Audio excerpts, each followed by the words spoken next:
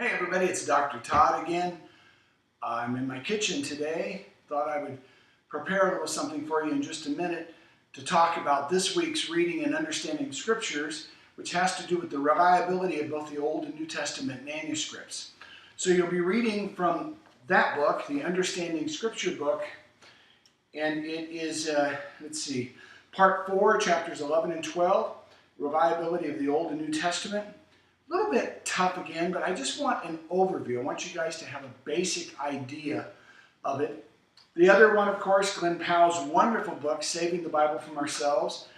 I'm just having you read every other chapter, though many of you are reading straight through, and I really highly recommend that. So the two readings, and of course the discussion threads, which will be up, and also at the end of this week, actually Sunday night at 11:59 p.m., I need you to have your first book reflection turned in, uploaded, and it's 3 to 5 pages. You can use either text. You have to do one on each text. I don't care which one you do first, the POW text or the Grudem Understanding the Bible text.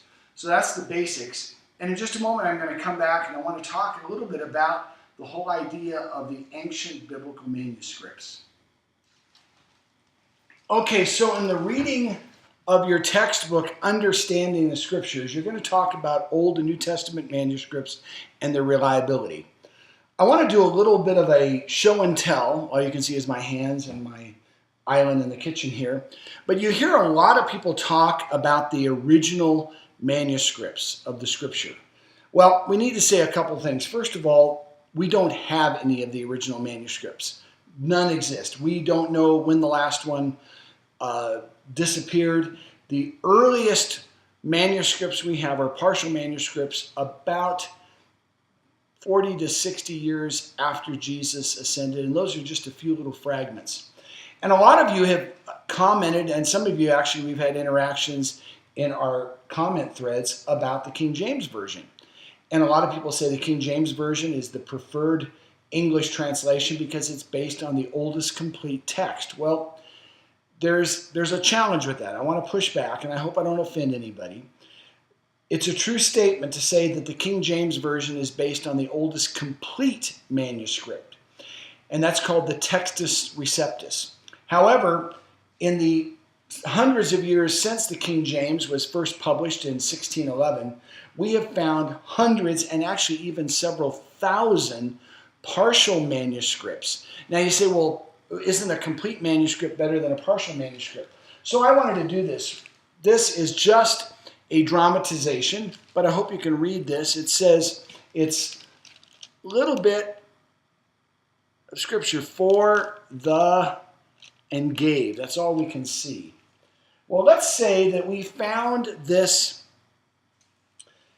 bit of a manuscript. It's actually not parchment, it's wax paper, and this is my kitchen, but we'll pretend it. And then we found, maybe somebody found another partial piece, okay, and it's got some other words on it. So loved world that he, his only son, and so we kind of put that down somewhere so maybe we can read it. And then we find a really good manuscript, but it's still not complete. There's some burns, there's some scrapes, and we can read that it seems to be saying a scripture.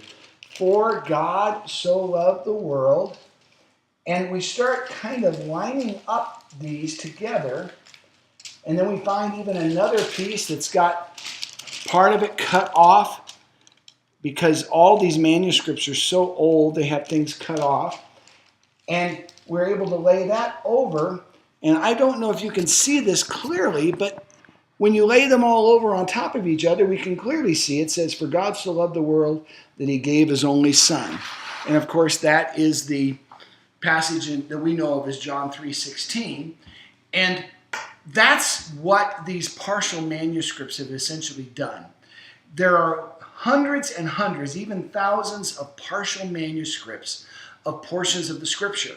And when they essentially overlay them on top of each other, they were able to come up with complete manuscripts. And so the manuscripts that the more modern translations are based on, the New American Standard, the ESV, the NIV, the New Living Translation, the Revised Standard Version, the New Revised Standard Version, some of those others, they are all based on groups of manuscripts that are not, quote, complete. They're not full, but they date back much earlier than the Textus Receptus that the King James was based on.